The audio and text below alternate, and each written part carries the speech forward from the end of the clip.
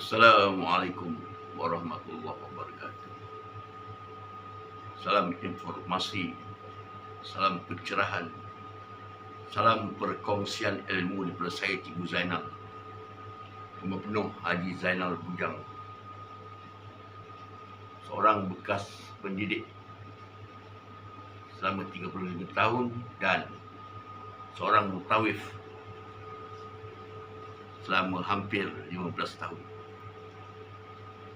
Jadi saya merasakan terpanggil hati untuk berkongsikan pengalaman umrah saya kepada semua bakal-bakal tamu Allah yang ingin menjadi Diyufir Rahman atau tamu Allah pada ibadah umrah.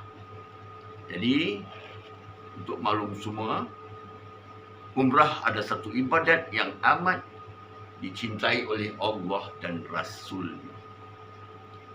Untuk hari ini, untuk episod kali ini, saya akan menelusuri apakah maksud umrah itu sebenarnya, supaya para jemaah yang berhajat untuk melakukan umrah dapat melaksanakan umrah yang terbaik, umrah yang bertaraf super A, yang mabrurah di sisi Allah dan layak Allah ganjari surga Jannatul Na'im.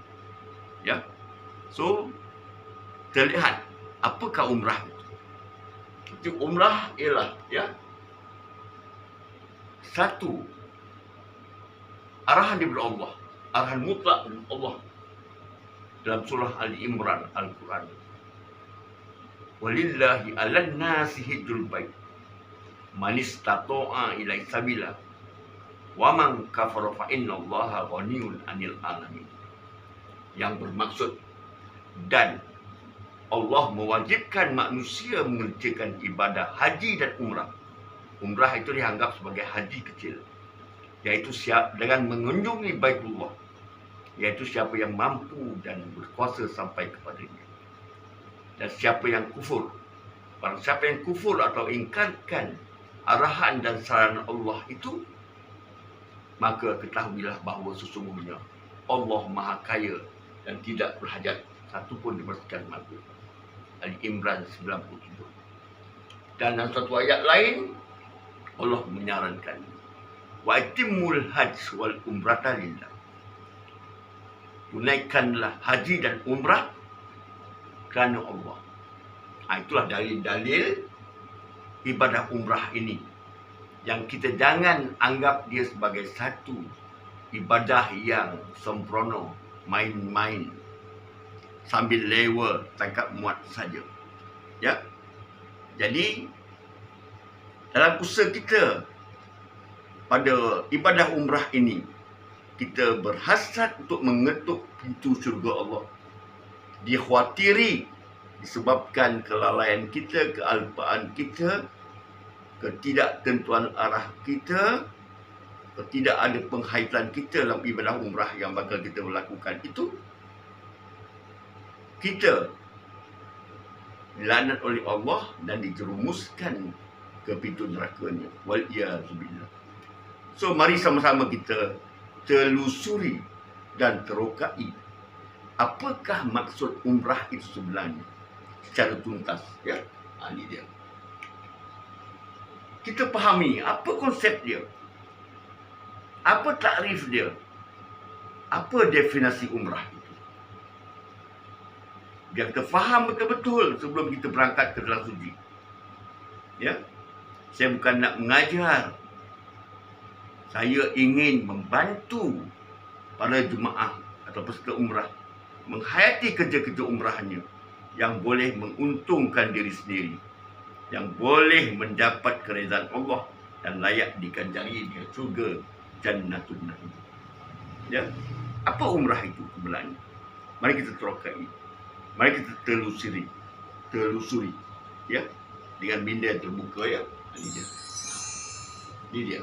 Apa dia umrah itu? Umrah ialah mengunjungi Baitullah Al-Haram, atau nama lain dia Kaabah Al-Musyarrafah. Di mana tu? Iaitu di kota suci kesukaan kesayangan Allah dan Rasulnya, iaitu di Makkah Al-Mukarramah ataupun dipanggil Makkatul Mukarramah. Di mana tu? Di dalam Masjidil Haram di negara Arab Saudi. Penting kita mengetahui, ya, penting kita mengetahui falsafah definisi umrah ini, bagi mengelakkan kita terpedaya dilalaikan oleh iblis dan syaitan, supaya kita tidak boleh melakukan umrah yang sebaik-baiknya. Ya, itu dia. Lagi sekali, cuba peserta kita baca lagi sekali apa maksud umrah itu yang tertera di skrin. Cuba baca. Mengunjungi Baitullah Al-Haram atau Kaabah Al-Musharrafah dalam Masjidil Haram di Mekah Al-Mukarramah di negara Arab Saudi. Ya, tegaskan di negara Arab Saudi, sebab ada usaha-usaha pihak orientalis yang jahat ini yang mengatakan ada Kaabah di Iran, ada yang mengatakan boleh berhaji di Pakistan atau di India atau di Indonesia. Tapi ini dia yang termaktub dalam Al-Quran, ya, mengunjungi Baitullah Al-Haram atau Kaabah Al-Musharrafah di Makkatul Mukarramah di negara Arab Saudi. So, perlu bagi kita, ya, untuk menghati kerja-kerja umrah kita ini. Selama pengalaman saya, ya, pengalaman saya membimbing jemaah umrah ini, banyak saya dapati ramai di antara sahabat-sahabat kita yang lalai leka melihat Baitullah itu sambil lewa saja. Melakukan ibadah umrah itu, rukun-rukun umrah itu sembrono saja, ikut suka hati saja, ikut cita rasa masing-masing. Tambahan pula membawa anak-anak kecil. Ya. Sebab bila berlaku segala masalah, kesilapan atau kecuaian, ibu bapanya akan dipertanggungjawabkan. So, untuk siri ini, sebagai pengenalan kepada siri bimbingan umrah Cikgu Zainal ini, saya fokuskan yang ini dulu. Sebab kita tak boleh lama-lama, sebab penghayatan seorang itu, penelitian seorang itu tak lama, ya, pengamatannya ringkas. Jadi tak mau benda-benda lama. Jadi kita akan, dalam episod akan datang, kita akan nyatakan kenapa, apa besarnya Baitullah itu. Kita akan tunjuk gambarnya bagi yang tak pernah tengok. Tapi saya tak heran, sebab Baitullah ini bukan benda yang asing. Di saban hari dalam televisyen kita ada memaparkan gambar Baitullah, ada gambar orang bertawaf, bersa'i dan sebagainya. Tidak menjadi suatu yang pelik berbanding kami dulu, masa dulu. Memang tak tahu langsung, ya, tidak celik digital ini. Jadi apa kelebihan Baitullah itu? Sampaikan Allah catat dalam Al-Quran. Baitullah Al-Haram. Dan diwajibkan manusia mengerjakan ibadah haji dan umrah dengan mengunjungi Baitullah. Kenapa besar Baitullah ini? Itu kita akan kupas dengan lebih tuntas, lebih terperinci dalam isi episod yang akan datang. So, sila sudi-sudikan mengikuti, follow, like dan subscribe saya punya siri bimbingan umrah ini.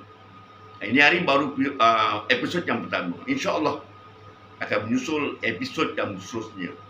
Ya, saya tak nak simpan ilmu ini. Saya tak mahu bawa dia ke kubur. Saya nak taburkan, masukkan dalam Facebook, dalam Twitter, dalam TikTok, dalam Instagram, supaya semua orang dapat manfaat. Berkurangnya, bila saya tak ada nanti, saya dapat pahala yang mengalir macam air sungai yang tak putus-putus. Wallahualam bisawab. Salam sejahtera daripada saya. Assalamualaikum warahmatullahi wabarakatuh.